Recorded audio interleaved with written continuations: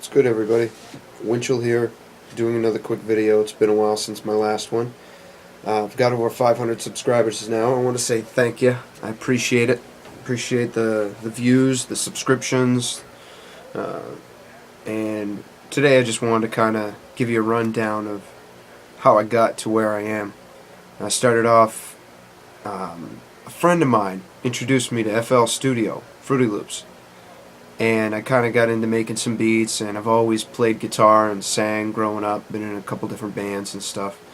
But what interested me was just the ability to make beats and then record people right over it, right in the same software.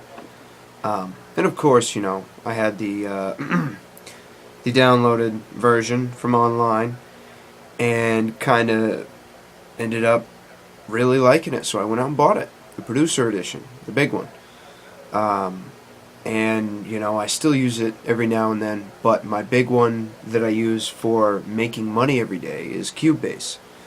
I bought Cubase 6, and again, I started off with, you know, the hack copy, and without it I wouldn't be where I am today.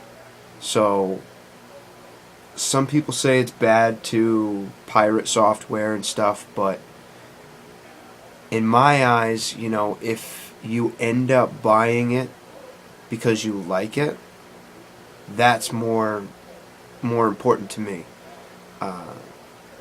And Cubase is the one program that I've found very user-friendly, and there's a big community that can help people find stuff out, figure things out. You know, people like me put up videos to help people, and that's what's great. You know, Pro Tools is, you know, the industry standard, so to speak, but Cubase, in my eyes, has just as much to offer. And you know, the only reason I'm not a Pro Tools high-end user, so to speak, is because from what I understand, the HD version, which has all the bells and whistles, you need a certain specific hardware to get it. So that's why I never got into it. Now, from what I've heard, you can buy Pro Tools HD for $500, which is the same price as Cubase. But my whole problem is I've been using Cubase for so long, that's what I know. So I stuck with it, and you know, that's kind of how it works. Is if it doesn't matter what you use or what you start with, as long as you learn it and you master it.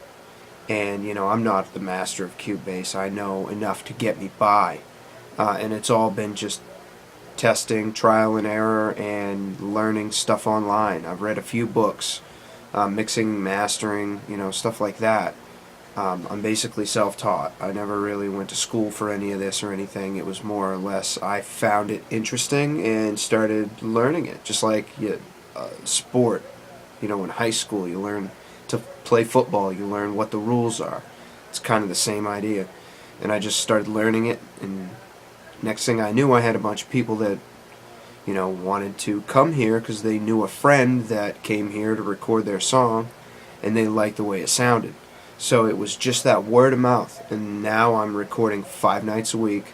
It would be 6 nights, but you know, I like to keep some family time and some personal time to myself. So trying to balance life, and that's another thing I'm having a hard time with, because I own a 3-unit apartment building that we live in 1 unit and rent the other 2 out. I work a full-time job, 40 hours a week. I have a 3-year-old boy turning 4. I'm busy, real busy, so it's the balance that's hard for me.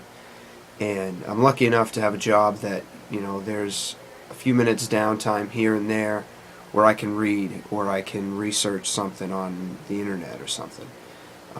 So I'm pretty lucky in that aspect. But, you know, it didn't take me long. I learned FL Studio, or excuse me, I learned of FL Studio about 5 years ago. That's it. And, you know, after about a year of messing with it, I decided to go out and actually put some money into it. So I started buying an interface and a good pair of headphones, and then realized I needed studio monitors, and you know, I ended up getting a MIDI controller right off. I got just a little Radio Shack MD 1200 or something like that, and just used that as a MIDI controller, and realized it had a sequencer built right in it, so I started messing with that, and I just kind of got hooked on the whole music making capabilities, taking drum samples and triggering them to play at certain times. And same thing with piano. I started learning a little bit of piano, and it just progressed. And I started making beats, but that's not really my focus. I enjoy recording people and influencing the production of the music itself. So that's kind of where I got hooked. So that's my story. It's kind of short, but just want to give you an introduction. Any questions, hit me up. Let me know. Peace.